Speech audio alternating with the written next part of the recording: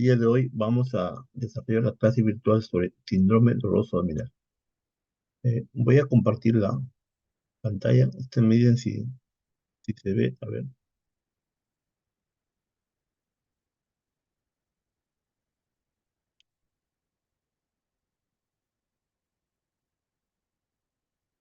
¿se logra ver? Me avisan. Sí se ve, doctor. A ver.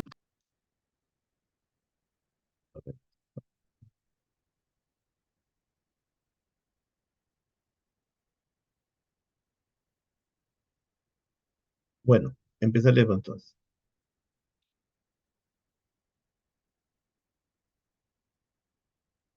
Muy bien. Entonces, miren la imagen en la pantalla. Podemos ver una persona con facies de dolor y que se está cogiendo el abdomen. Entonces, el dolor abdominal es un síntoma muy frecuente, que es motivo de consulta en la consulta externa, como también en las salas de urgencia.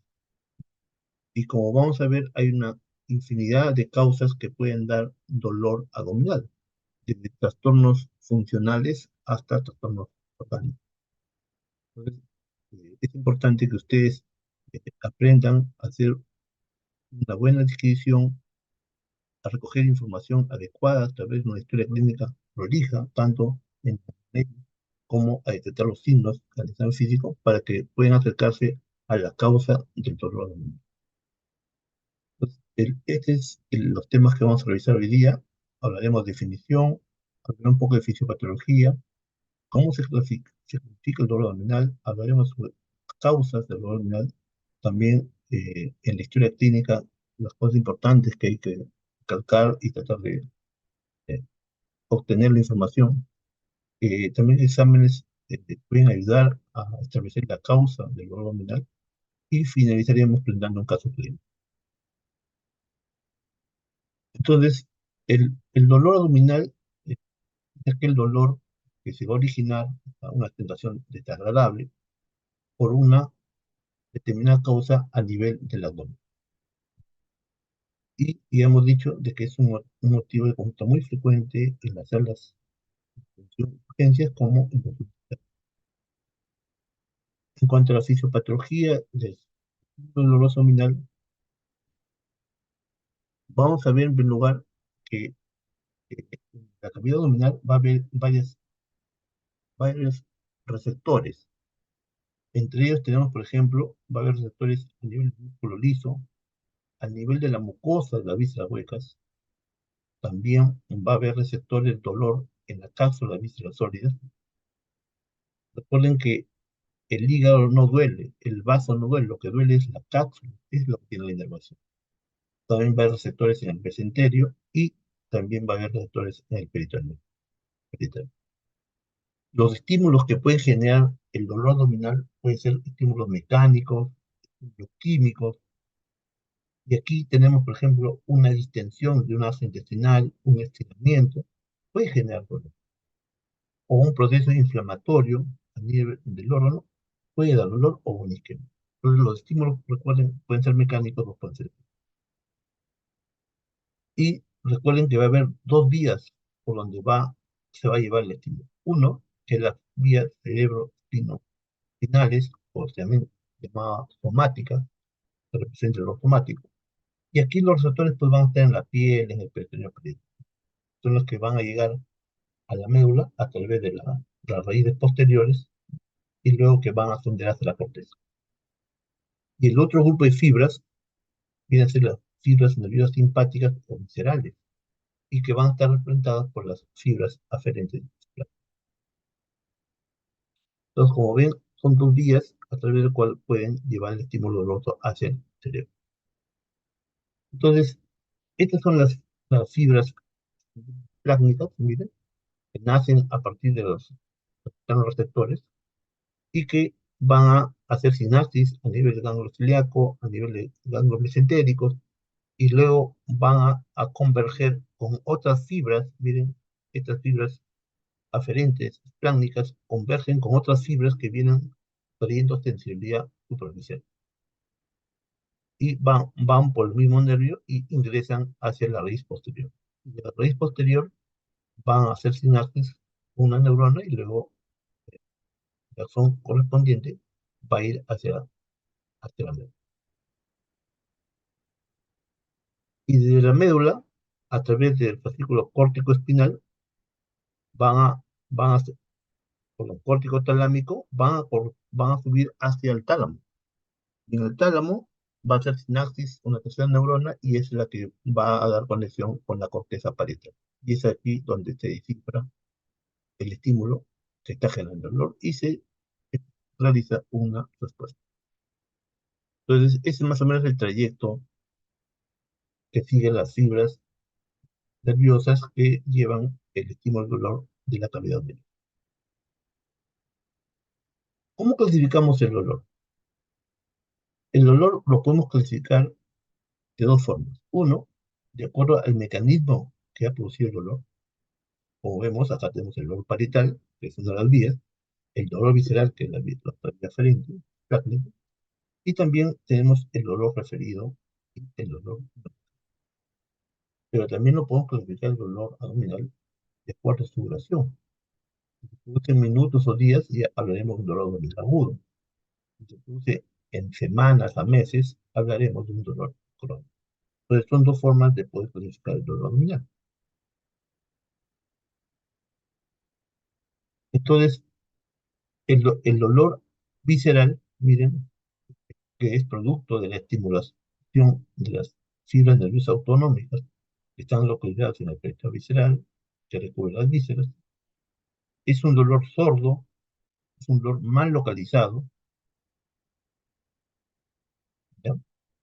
Además, los receptores, como hemos visto, del dolor visceral van a estar en lo que es la visceral o también pueden estar en la mucosa, en los tejidos musculares. Entonces, los estímulos pueden ser un estreñimiento, una compresión de la víscera por una obstrucción intestinal, por ejemplo, o puede haber una distensión de la cápsula y eso puede generar también dolor, por ejemplo, un cuadro de una hepatitis viral o una pancreatitis, puede también un estímulo después de la isquemia o una trombosis mesentérica, o un proceso inflamatorio, una apendicitis, una cosa.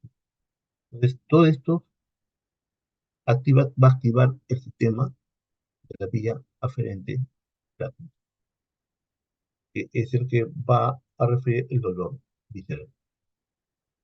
En cambio, el dolor parietal, pues, es la que hemos visto, es la que nace de los receptores que se encuentran en el plexo parietal, en la piel, y que van a estar inervadas por fibras nerviosas espinales y que están relacionadas con los segmentos vestibulares de 7 a L1. Se caracteriza porque este dolor es más preciso, pueden ser más intensos y por lo general pueden ser causados por un proceso infeccioso, puede ser una disrupción química o también por otro proceso inflamatorio que despiertan este estímulo y a la vez el paciente va a sentir dolor. Recuerden que entre el dolor visceral y parietal las vías son diferentes. En el parietal es el dolor se puede identificar con más claridad, en el visceral es más difuso, no se puede identificar.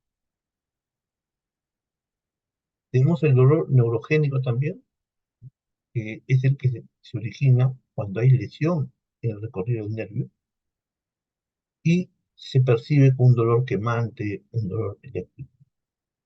Un ejemplo de este tipo de dolor son las neuropatías periféricas o también la neuropatía por Crisóstomo.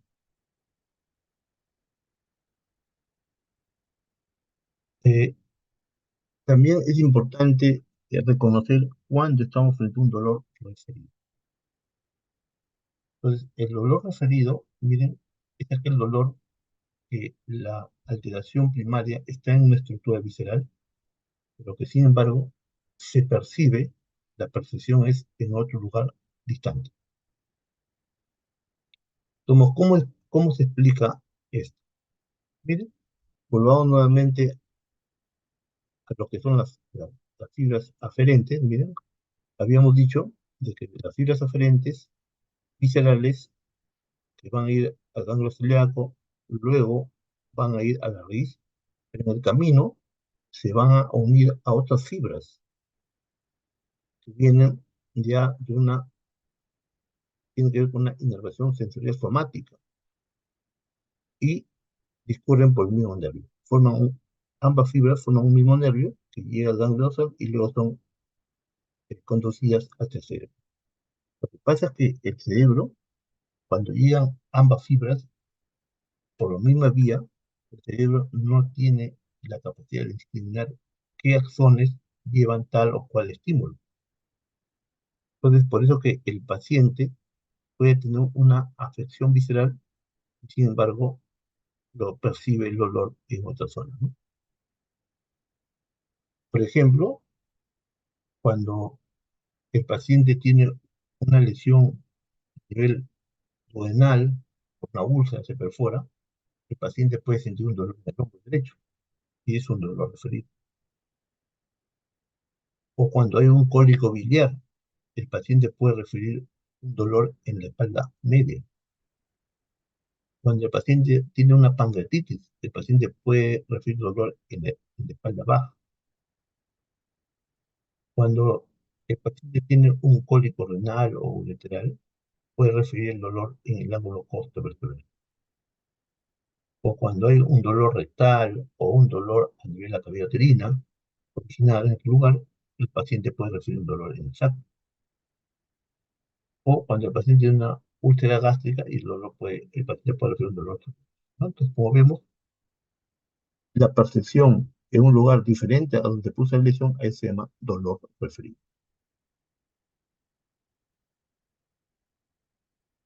Pero también recuerden que hay dolores referidos a la cavidad abdominal. Es decir, que el problema no sucede en el abdomen, sino en otro órgano, pero el dolor es referido a la cavidad. Por ejemplo, hay origen cardíaco. Los pacientes que pueden tener miocarditis, pericarditis o un infarto de carga acá inferior, el paciente puede referir dolor que siente gástrico, y es un dolor referido. Por ejemplo, pacientes que pueden tener una efusión pleural marcada, una neumonía basal o una enfermedad basal, pueden referir un dolor en la parte del cuadrante superior derecho cuando es izquierdo. Al igual que los pacientes que tienen, por ejemplo, una costocondritis o pacientes que tienen, por ejemplo, una torsión testicular o hay un embarazo ectópico, también el paciente puede referir un dolor a nivel abdominal. También pacientes, por ejemplo, que tienen enfermedades sistémicas como la cetosis diabética, el hipertensión, el lupus mismo, pueden dar dolor abdominal. Entonces, como ven, hay varias alteraciones, enfermedades que pueden referir el dolor hacia el abdomen. Entonces, hablamos de dolor abdominal agudo cuando el dolor, pues, se encuentra como aparece o está en menos de 7 días. Y esto puede ser producido ya sea por una causa de compromiso de la cavidad peritoneal o puede ser fuera del peritoneo. Entonces, aquí tenemos, por ejemplo, lo que son causas de origen peritoneal, tenemos las inflamatorias, puede ser una peritonitis bacteriana, puede ser una perfusión de víscera hueca, puede ser una distensión sintética, puede ser una enfermedad pélvica, puede ser mecánica, por una obstrucción intestinal, una coleoculitiasis, una neoplasia pancreática, una neoplasia de vía biliar, o puede ser una hepatomegalia congestiva. También puede ser por un hemoperitoneo, por una ruptura, un aneurisma, un vaso ectópico, una ruptura de vaso.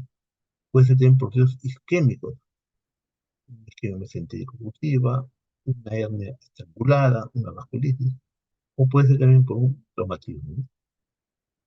Entre las causas extraperitoneales pueden ser por causas torácicas, ya hemos visto, una neumonía, un infarto, una pericarditis, geniturinarias, la pielonefritis colicorenal, metabólicas, puede ser la acidosis diabética, una porfía aguda intermitente, una aguda, una uremia, y neurogénicas tenemos la pesóster o compresiones de las raíces nerviosas que vienen de cuatro alelos. También es importante que dentro de las patologías que causan dolor abdominal existen patologías que tienen un manejo urgente y hay patologías que no necesariamente son tan urgentes, ¿no?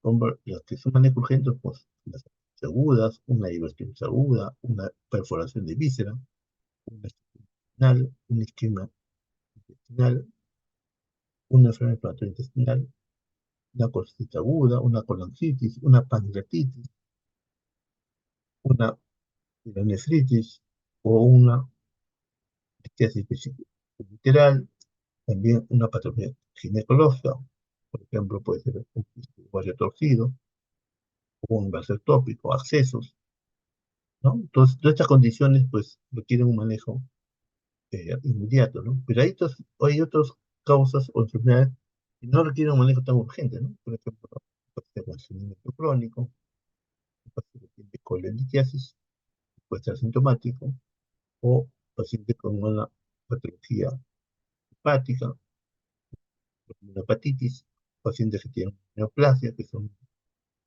se presente en un periodo más lento, puede ser una patología renal, urinaria, puede ser una patología ginecológica, puede ser miomas, o un dolor abdominal.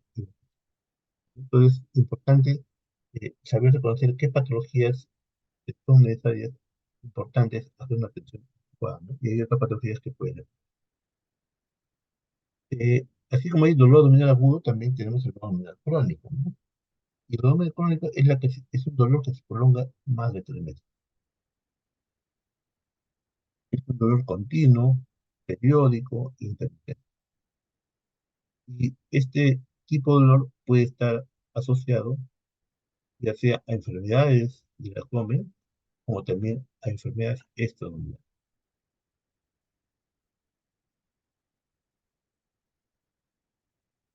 Entonces, acá tenemos, por ejemplo, causas viscerales abdominales como la úlcera péptica, que da un dolor crónico, una pancreatitis crónica, un reflujo gastroesofágico, las colestropatías, el colon irritable, la enfermedad intestinal, la lesión pancreática postraumática, la patología nefrológica, patología ginecológica, las enfermedades articulares, la anemia crónica, pueden dar causa de dolor abdominal en forma crónica. Pero también puede haber causa de dolor abdominal, pero dependiente de la pared abdominal, por ejemplo, cuando hay atrofia del cutáneo anterior, radiculopatías, las neuropatías intercostales, un síndrome facial, una fibromialgia, o hay una hernia umbilical, epigástrica, un hematoma en la vaina, el recto anterior, o un cuadro de una perioditis, un herpesotes, son entidades que van a dar un dolor crónico, pero dependiendo de la calidad del momento.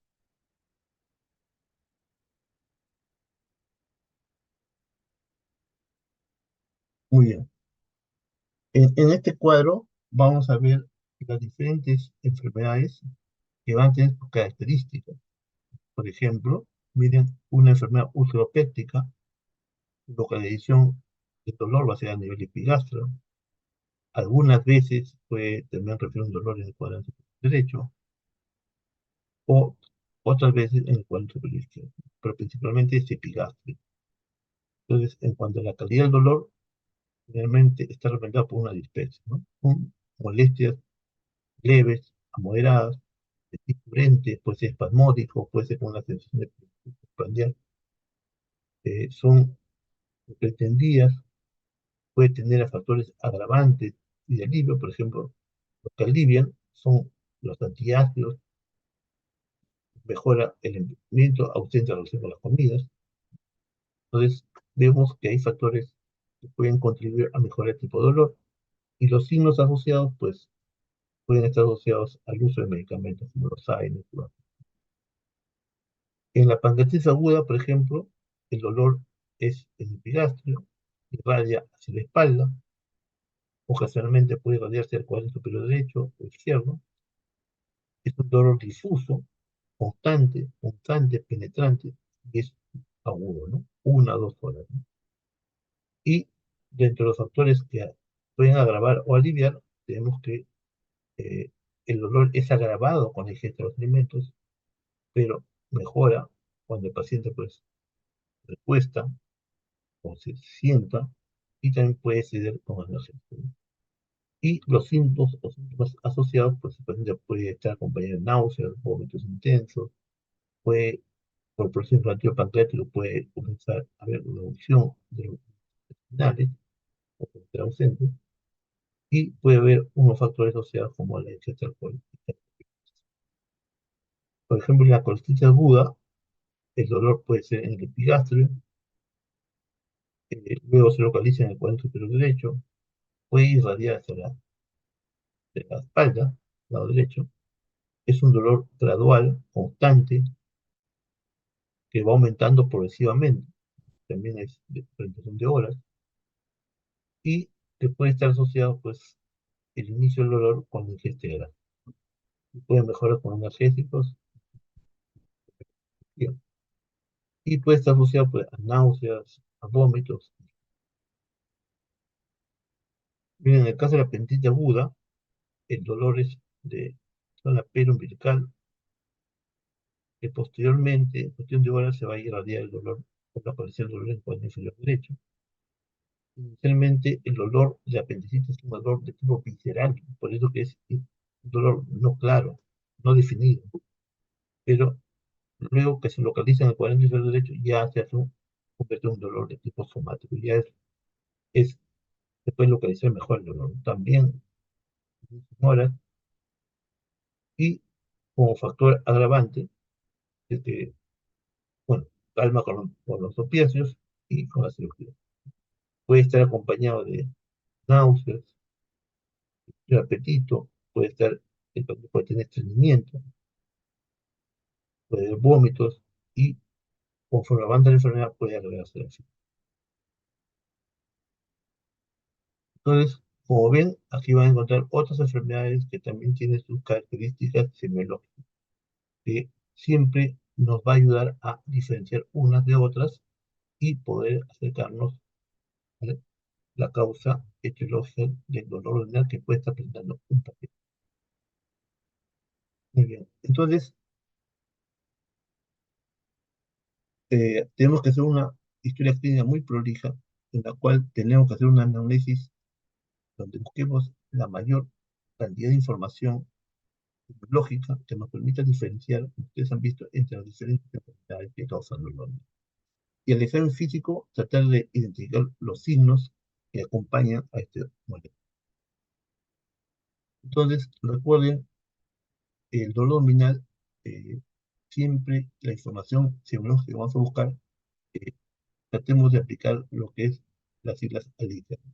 Tenemos que localizar el dolor, en qué parte del abdomen duele, ¿no? Tenemos que hablar cómo se inicia el dolor, si es un dolor agudo o es crónico. También buscar hacia dónde se irradia el dolor.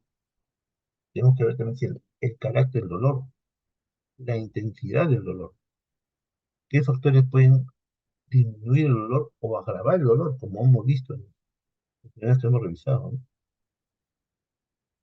Entonces, en cuanto a la aparición, miren, puede ser de aparición súbita, intensa.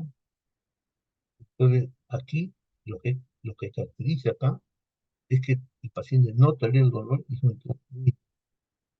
Y aquí las entidades, son pocas entidades que me pueden dar este tipo de dolor. Por ejemplo, si la ruptura de un aneurisma en la aorta da un dolor intensísimo, si no se actúa rápido, es alta mortalidad. También el embalse ectópico roto también puede dar un dolor intenso. La perforación de una víscera también puede dar un dolor intenso. Y también la isquemia mesenterica. La isquemia mesenterica también es una de las enfermedades que te dan un dolor muy intenso.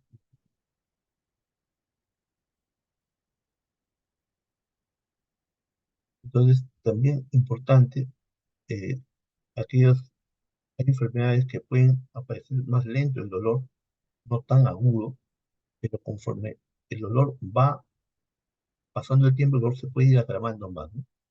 y a veces termina ya en un tratamiento quirúrgico, ¿no? Recuerden siempre que hay patologías que se van a manejar después de una intervención quirúrgica y hay patologías que no se van a manejar. Entonces, recuerden que las que se van a manejar con intervención quirúrgica siempre el dolor es muy intenso. Hay diferencias que las que no son quirúrgicas es menos intenso, ¿no? Por ejemplo, las pacientes con apendicitis, las pacientes con isquemia mesentérica son intensas. Muy bien, también puede ser que el dolor aparezca en forma gradual o insidiosa. Puede ser en varias horas, al inicio es leve, vago, al inicio puede ser mal localizado y luego se vuelve bien localizado el dolor. Y aquí encontramos, por ejemplo, condiciones que pueden, en su evolución, comprometer el peritoneo mediante el proceso inflamatorio, ¿no? Como es la peritonitis, como las apendicitis agudas, al inicio es insidioso, luego ya se localiza y hay conflicto peritoneal y el dolor asomático. La diverticulitis, la enfermedad inflamatoria pélvica, la obstrucción intestinal. Son ejemplos de entidades que pueden ser un dolor gradual y si puede ir incrementando su sintomatología. Recuerden, en cuanto a la localización, miren, tenemos, por ejemplo, eh, en el cuadrante superior derecho, vamos a encontrar, por ejemplo, miren, la patología biliar, vamos a encontrar aquí el hígado, que puede comprometerse con hepatitis, agentes hepáticos, también se puede encontrar el estómago, puede acompañar pues, gastritis, úlceras pépticas, miren, también puede haber un dolor referido de isquemia miocárdica, una neumonía basal, como dolor referido. En el cuadro superior izquierdo también puede presentarse como una manifestación de una gastritis terapéutica, de una pancreatitis, de una patología esplénica, puede ser un infarto esplénico, también como lo referido a una pericarditis, una hepatitis, una izquierda, o también como un dolor por una enfermedad gastrointestinal. En el cuadrante inferior derecho, aquí encontramos pues, la apendicitis, la infección entérica, una inflamación del hilio, la litis, o también una diverticulitis. Y en el cuadrante inferior izquierdo, aquí las patologías que vamos a encontrar son las diverticulitis. Y también en el cuadrante inferior derecho e izquierdo, inferiores, pueden también ser causa de dolor en esta zona, un cólico renal, una aguda, una artritis psoas, o un aneurisma aórtico complicado, o una patología ginecológica, ¿no? Entonces, recuerden también que hay patologías que el dolor puede ser difuso, ¿no? Como la caso de la pancreatitis, peritonitis, la aneurisma del aorta secante, una gastroenteritis, una enfermedad intestinal, un síndrome irritable, los primeros estadios de una apendicitis, una obstrucción intestinal, una trombosis mesentérica, un estreñimiento, la enfermedad de Addison o una porfiromialgia. Son enfermedades que me pueden dar un dolor de tipo. Entonces, como ven, de acuerdo a la ubicación del órgano, pueden aparecer las patologías.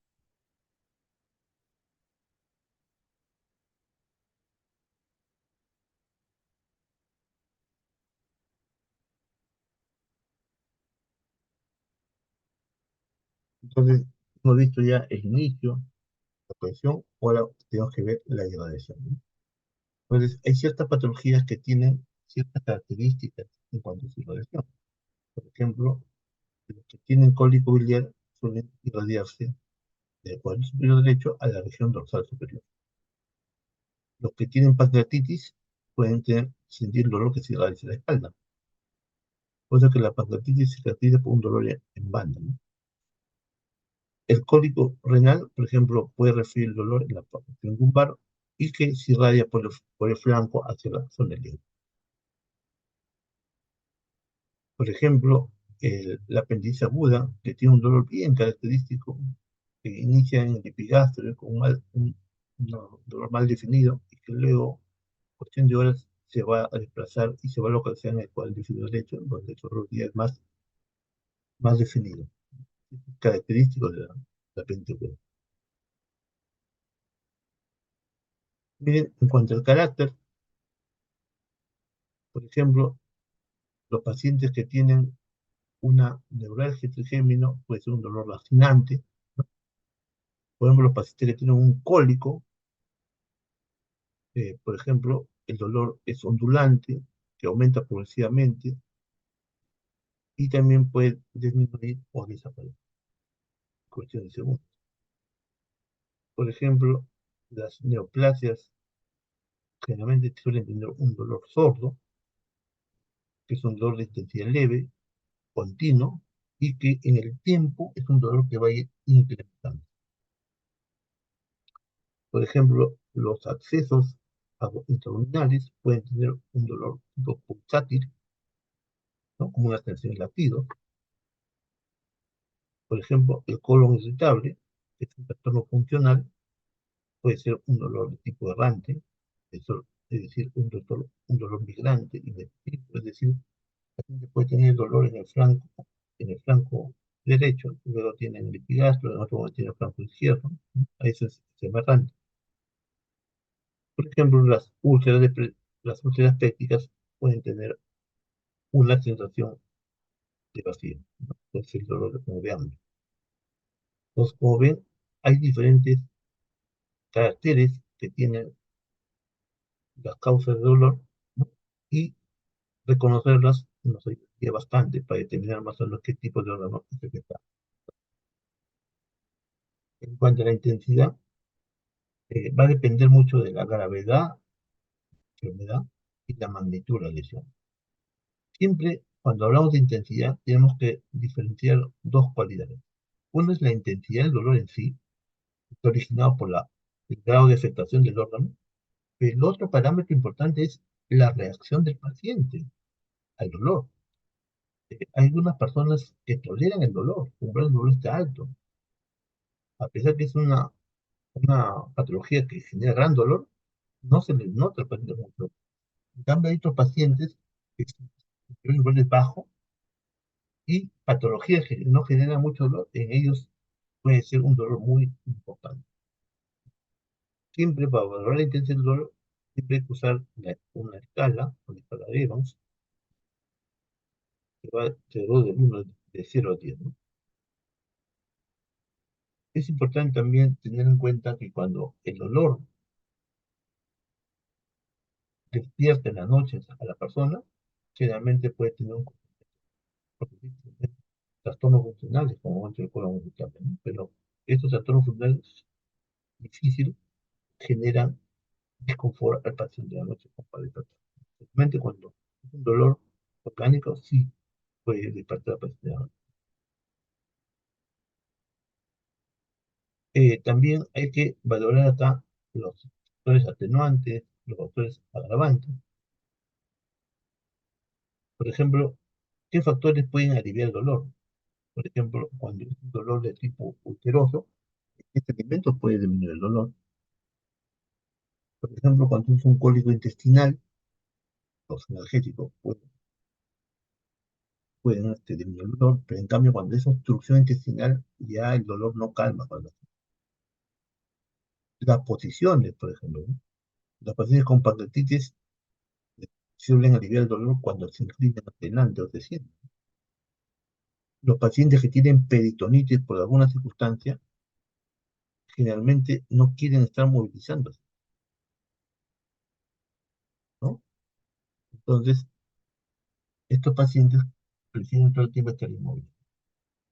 Y en cuanto a otros agravantes, por ejemplo, eh, aquel dolor que se exacerba con alimentos grasos, entonces esto nos permite pues sospechar que podría tratarse de un problema. O también una pancreatitis, también se puede evitar cuando hay ingesta de alimentos grasos. O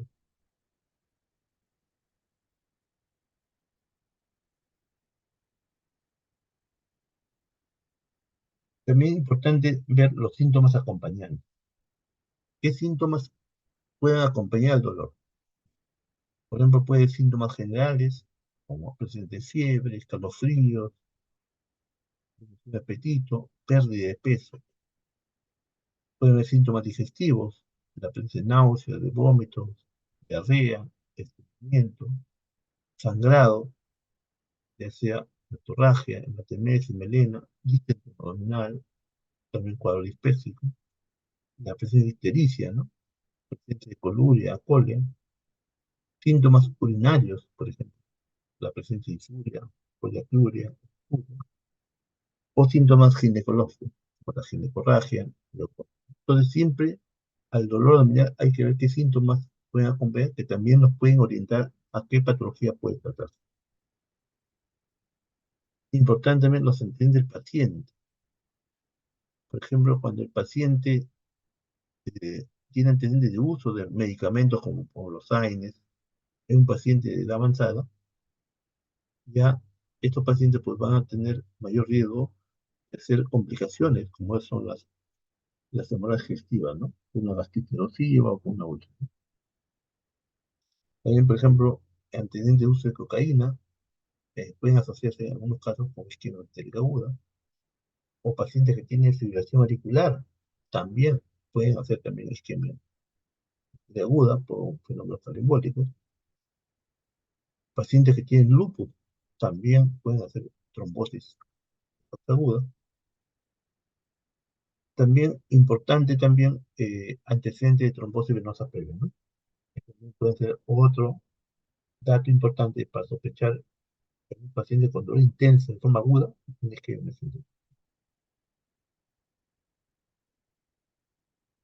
también es importante, ¿no? Cuando hay un cuadro de probable destrucción intestinal, siempre el antecedente de cirugías previas ayuda bastante, ¿no? Pero los pacientes que tienen estos problemas clínicos pueden, con el tiempo, formar adherencia, ¿no? Que pueden llevar a un paciente a desarrollar la complicación como es la destrucción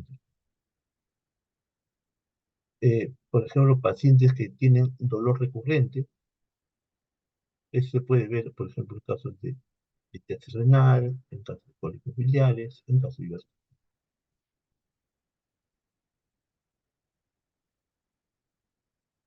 Muy bien, al examen físico, ¿qué, qué voy a buscar?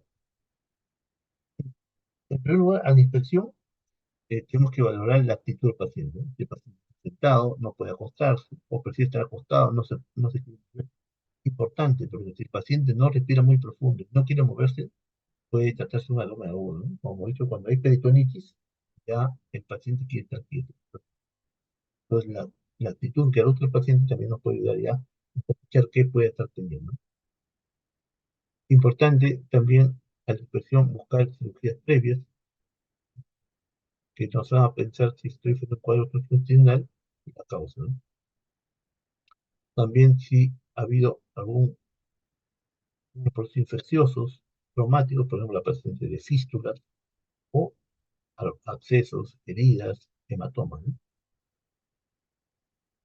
También recordar que cuando hay distensión abdominal puede tratarse de varias causas. Puede ser una obstrucción intestinal, puede ser cistitis, la presión bacteriana.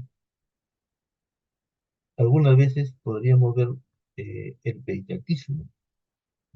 Y eso, algunas veces podemos detectarlo cuando hay una obstrucción, que es un signo de lucha. Lesiones cutáneas que podemos ver, como en el pesóster, o circulación colateral que podemos ver, que es característico de hipertransportar. Y en la ocultación tenemos que valorar los ruidos intestinales, algo que se llama borborismo. Y lo que traduce, pues, es el movimiento del contenido intestinal. Y indican, pues, que hay un buen funcionamiento este. Se considera que los ríos hidráulicos pueden ir de 5 a 30 ríos por minuto. Generalmente estos ríos no acompañan, ¿ya? Y algunas veces, pues, cuando son fuertes los ríos, se pueden percibir bastante. Siempre hay que evaluar los ríos si están aumentados, están disminuidos o están ausentes.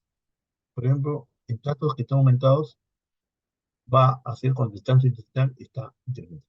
Por ejemplo, en cuadro diarreico, una hemorragia, intestinal, cuando empieza una obstrucción intestinal o cuando hay sensación. Ahí por lo mismo puede estar aumentado. Y los ruidos disminuidos podemos encontrar en el durante el sueño, pueden tener ruidos cuando un paciente tiene estreñimiento, puede ser, por ejemplo, el peritonitismo está disminuido.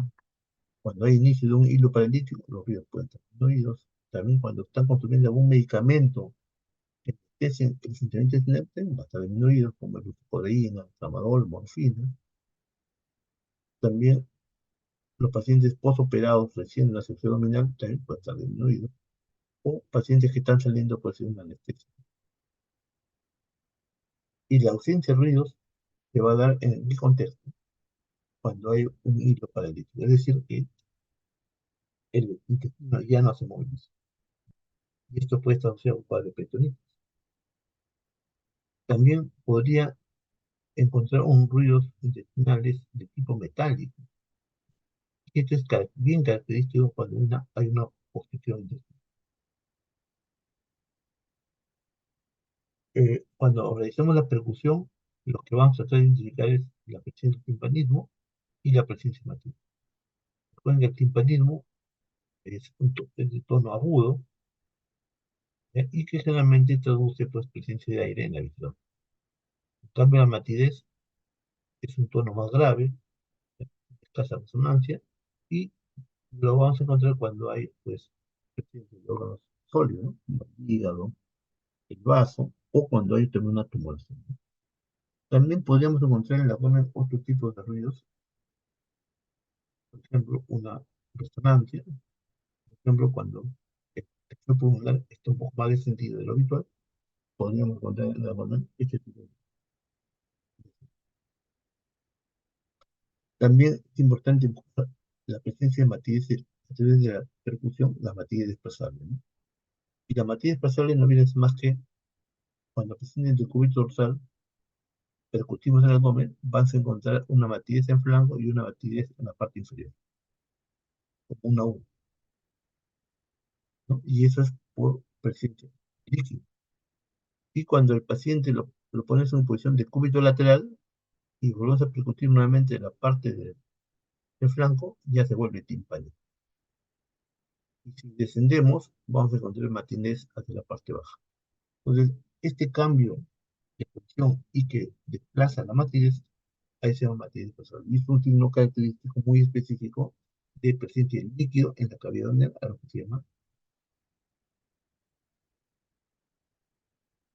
A través de la palpación, lo que vamos a evaluar son los órganos que están en la cavidad abdominal.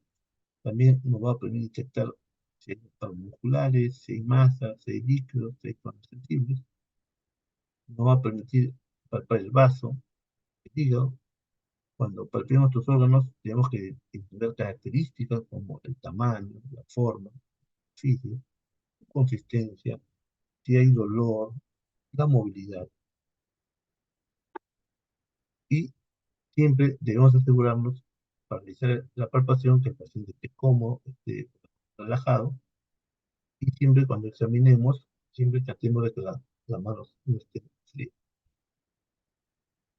Entonces, para realizar la palpación, lo tenemos que realizar, recuerden, con los dedos extendidos y con los plupejos de los dedos, con suavidad. Siempre el examen de la palpación debe empezarse por las zonas donde no hay dolor. Cuando el paciente tiene un dolor, esa área se debe percibir. Entonces, tenemos dos tipos de palpación, la palpación superficial y la palpación profunda. La palpación superficial es básicamente para identificar resistencia muscular, puntos dolorosos, y con la palpación profunda sí la que vamos a tratar de explorar los órganos como el hígado, el vaso.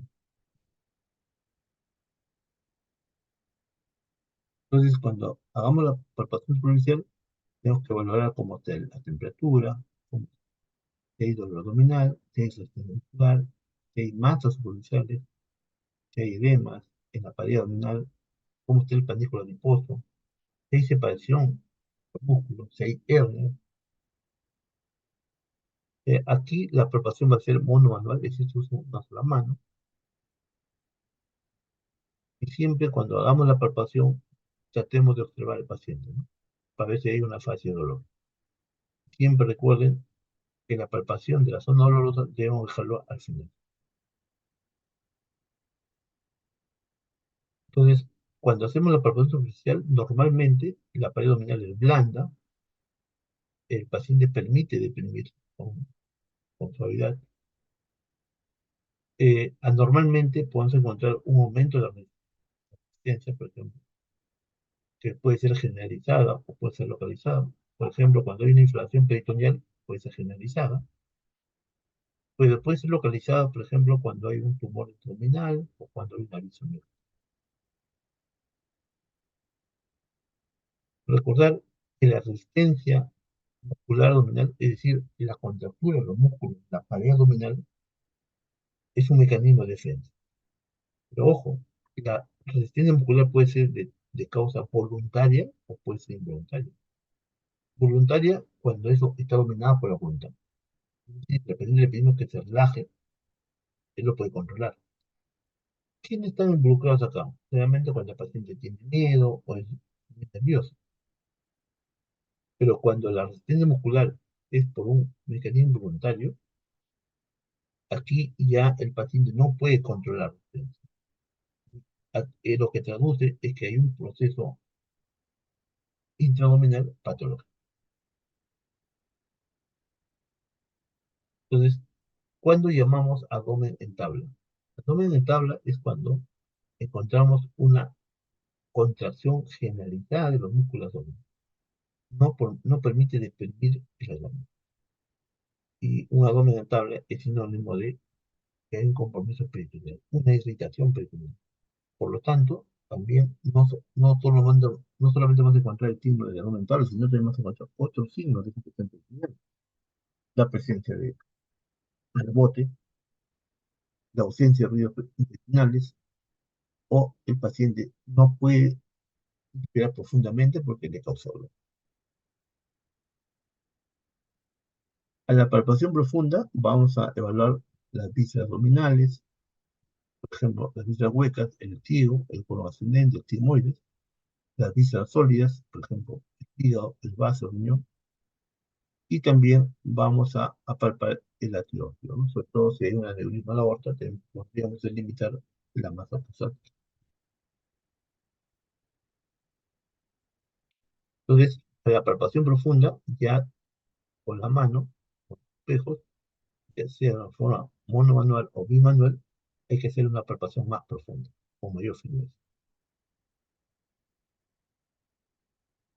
También es importante tener en cuenta que en el abdomen hay signos y puntos dolorosos. Miren, en la foto podemos ver nosotros una asimetría en el abdomen, un aumento de volumen en la parte infraumbilical. En el caso que el paciente fuera varón, miren, si nosotros percutimos, aquí van a encontrar una matidez. Si nosotros palpamos, podemos encontrar aparte de la masa dolor. Y si ocultamos, no va a haber ruidos y ruidos, ¿no? Esto es característico cuando se forma un globo vesical. ¿Qué quiere decir un globo vesical? Cuando hay retención de orina, no lo puede expulsar, ¿no? En las mujeres también se puede presentar esto también, pero en el caso de las mujeres en actividad sexual sin parejas, también la otra posibilidad es si esto ha sido lento y progresivo el embarazo. El síndrome de Bloomberg, que es lo que traduce es que hay irritación peritoneal, o también lo llaman el síndrome de rebote positivo. ¿Cómo, cómo se realiza este, esta prueba? Es con la mano, presionamos suavemente el abdomen y luego después de unos 30 segundos soltamos bruscamente. Y si el paciente refiere dolor, se llama rebote positivo. Y es lo que va a traducir es que a nivel peritoneal puede haber un proceso inflamatorio, ¿no?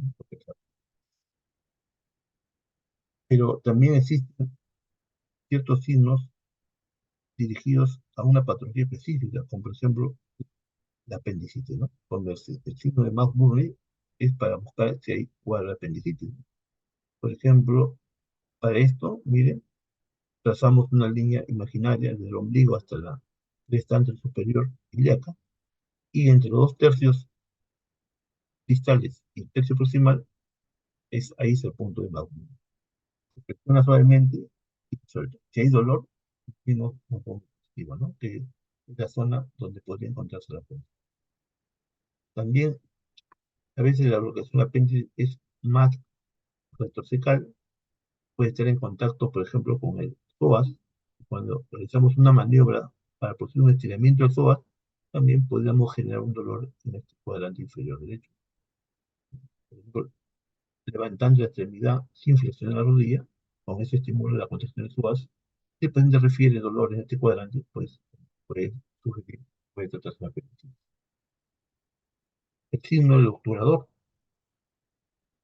También, cuando realizamos una maniobra que ponga en contracción el músculo obturador, si está en contacto con el apéndice, también puede generar dolor. El signo de Rosen también es otro signo para apendicitis. Si hacemos una presión del cuadrante inferior izquierdo y luego de soltar, el paciente refiere dolor en el lado derecho, también puede un signo que se puede presentar cuando hay apendicitis. Entonces recuerden que cuando hablamos de irritación peritoneal, vamos a encontrar una constelación de signos, comenzando desde una rigidez involuntaria en la pared abdominal. Va a haber un mecanismo de defensa, el paciente pues no respira profundamente por el dolor. Podemos encontrar ausencia de ruidos intestinales, por ejemplo, peritoneal, que es un hilio, y vamos a encontrar el signo de rebote positivo. Si el paciente tiene irritación peritoneal por una apendicitis, podríamos encontrar los otros signos que hemos descrito. Muy bien. ¿Qué exámenes ayudarían a tratar de determinar la causa del dolor abdominal? Tenemos exámenes de laboratorio, comenzando por el hemograma, para determinar leucocitosis, como una respuesta inflamatoria a un proceso infeccioso, la proteína C reactiva, como proteína aguda, que en proceso infeccioso bacteriano va a estar aumentado. Si sospecho que sea una patología biliar, hepática, el perfil hepático es importante. Si pienso que es una pancreatitis, la lipasa también es importante. La función renal también, la forma de electrolitos. También hemos visto también que la cetosis diabética también puede dar dolor abdominal. La glucosa nos ayudaría un poco a determinar eso. Y también el sedimento urinario cuando son patologías difíciles. Miren, la radiografía de abdomen es útil, sobre todo cuando sospecho obstrucción intestinal. Paciente con abdomen distendido, no hay reducción de aéreos, radiografía de abdomen y encuentro los niveles.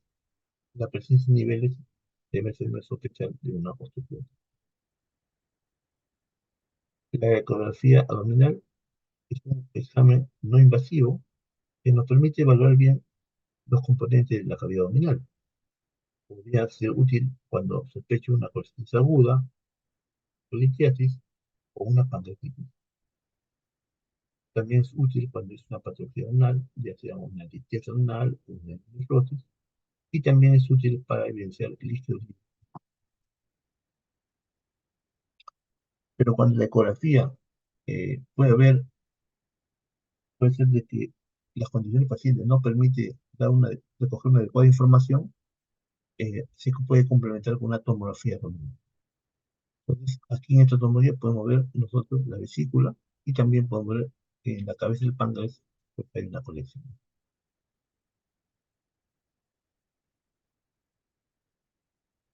Muy bien, hasta acá nos dan los conceptos teóricos sobre lo que es síndrome de abdominal, pero ahora vamos a ver un caso clínico. Miren, se trata de un paciente de 83 años, ¿no? Es llevado al hospital por la familia con cuadro de confusión, fiebre y escalofríos. Pero que el paciente 7 días antes de haberse llevado a la emergencia comenzó con un dolor abdominal tipo cólico, un empujón derecho, con una presión epigastrio intermitente, intensidad 7/10. Y que 4 días antes que llegue a la emergencia se agrega ictericia. Entonces todo tiene una semana de evolución. En el examen físico se le encuentra una frecuencia cardíaca de 112, son respecto de 24 por minuto.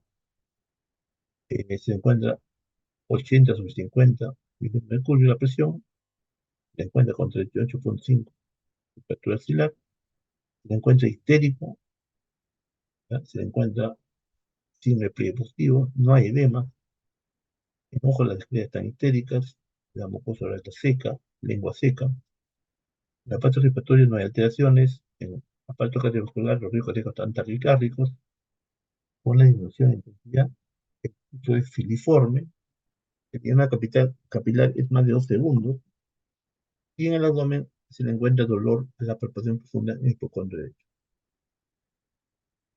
Los ruidos severos están presentes, el abdomen es blando, depresible y no hay dolor. Pero si el paciente está somnoliento, desorientado, no hay extremidades y no hay síndrome de Cushing. Entonces, este es el resumen de la historia del paciente. Entonces, tenemos que identificar qué síntomas presenta el paciente, qué signos presenta el paciente para poder formar nuestros síntomas. Entonces, miren, como síntomas, hay la presencia de fiebre, escalofríos, la presencia de confusión, el dolor abdominal con que inicia el paciente, localizado en el hipocondrio derecho, tipo cólico, con reacción epigastrio intermitente con intensidad 7 sobre 10, luego evoluciona al de la ictericia. Y el examen físico le encontramos paciente taquicárdico, taquineico, hipotenso, febril, hay presencia de ictericia, hay síndrome de pliegue positivo, mucosa oral seca, lengua seca, la esclera tan itérica, y aparte cardiovascular, bueno, los riesgos cardíacos son taquicárdicos, de intensidad, el pulso filiforme, un llenado capilar más de 2 segundos.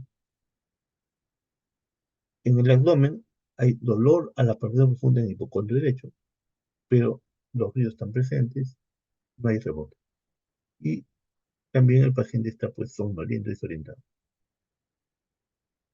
Entonces, esa es la constelación de síntomas y signos que estamos el paciente. Entonces, aquí tenemos que identificar qué síndromes clínicos está presentando el paciente. Entonces, definitivamente el paciente presenta un dolor abdominal. Por el tiempo de enfermedad es un dolor abdominal agudo, que se caracteriza por localizarse en el hipocondrio derecho.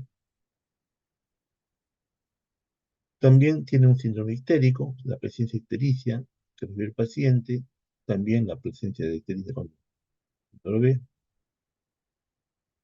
También hay signos de deshidratación, mira, el paciente tiene la mucosa oral seca, la lengua seca, hay signo de pliegue positivo. El paciente a la vez tiene un cuadro de shock, hay una hipotensión, lleno de capilar más de 2 segundos, un pulso filiforme, hay trastorno de conciencia, también otro síndrome, trastorno de conciencia, ¿no? Entonces, son varios síndromes clínicos que está teniendo el paciente, ¿no? El síndrome de deshidratación, el síndrome febril, el shock, el histérico y el síndrome de los somníferos. Entonces, siempre tratemos de buscar cuál es el síndrome principal, cuál es el síndrome cardinal que me puede orientar hacia el diagnóstico, ¿no? Entonces, en este caso, el dolor abdominal diríamos que es el síndrome principal, porque es el primero que aparece y también es el que se mantiene en toda la evolución.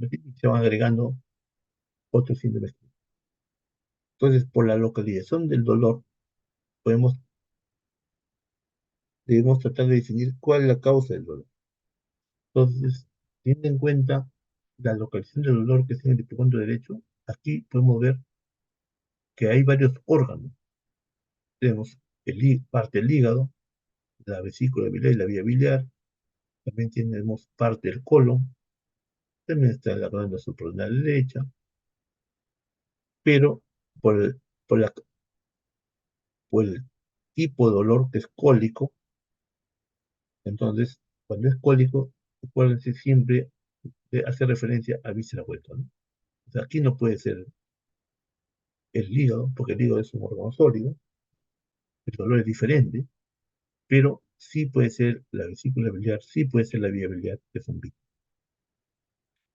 El colon también podría tener una explicación porque es víscera hueca, pero si a este síndrome sumamos la presencia de la ictericia, difícil que la ictericia esté explicado por un cuadro de problema de colon, salvo que el paciente pues tenga una neoplasia de colon y haga una metástasis. Pero generalmente esto es un cuadro más crónico, no es un cuadro agudo, ¿no? Entonces, lo que sí nos puede dar un cuadro agudo es una complicación pues, circular, un complicación en la vía biliar, ¿no? El paciente también tiene fiebre, el paciente tiene shock, el paciente deshidratado. Entonces, esto ya nos puede estar hablando de que puede haber una complicación infecciosa en el paciente.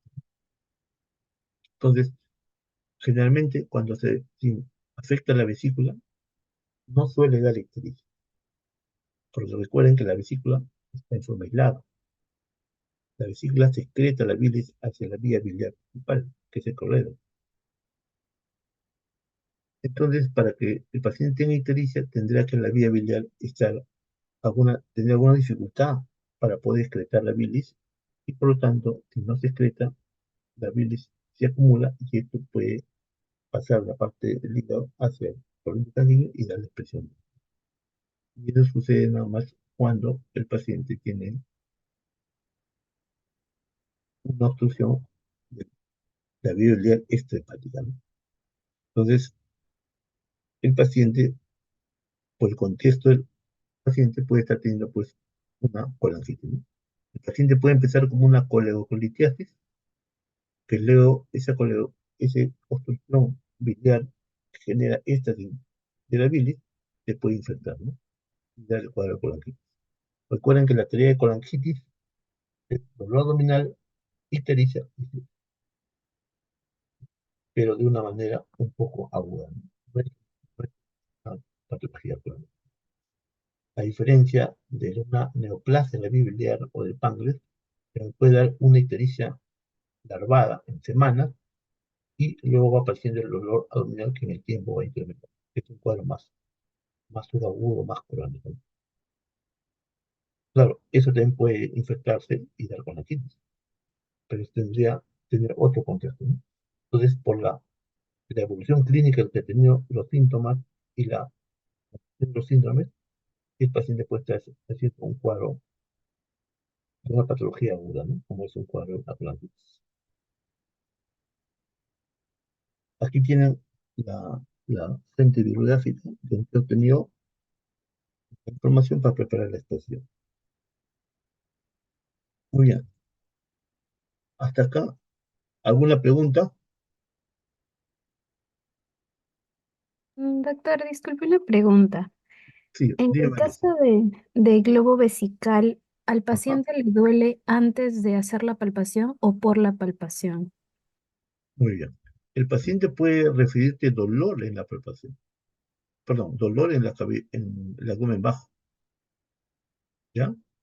Y cuando tú lo examinas el abdomen vas a encontrar pues un abdomen distendido, una simetría con una masa en el hipogastrio, y cuando tú lo examinas pues a la palpación va a haber dolor, ¿no? Porque recuerda que la vejiga está extendida. Como está extendida, pues genera dolor, ¿no? Otras veces el paciente no refiere dolor abdominal. Entonces, va a depender mucho de la idiosincrasia del paciente, ¿no?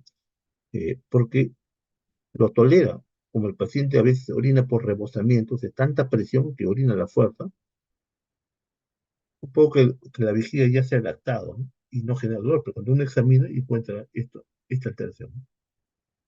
Entonces, cuando es una obstrucción aguda, sí el paciente va a recibir dolor, ¿no? Y uno lo va a examinar y va a encontrar los que hemos explicado, ¿no?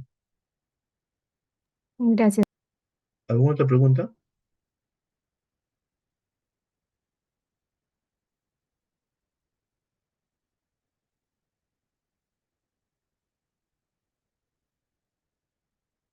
A ver, ¿alguna otra pregunta sobre el tema?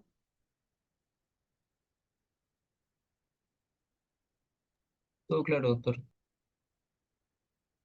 Ok, Todo claro, doctor. muy bien. Recuerden siempre, ¿no? El- las características del dolor son siempre lo que me ayudan a determinar cuál es la posible causa, ¿no? Ya hemos visto que en el abdomen hay diferentes órganos, vísceras huecas, órganos sólidos. cada uno tiene una característica de dolor, ¿no? Y también los síntomas acompañantes, importantísimo también, ¿no?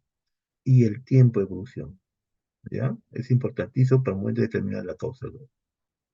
Muy bien, entonces, si ya no hay preguntas, voy a dar por concluida la clase de hoy día con respecto al síndrome glosominal. Muy agradecido por su atención. Hasta luego.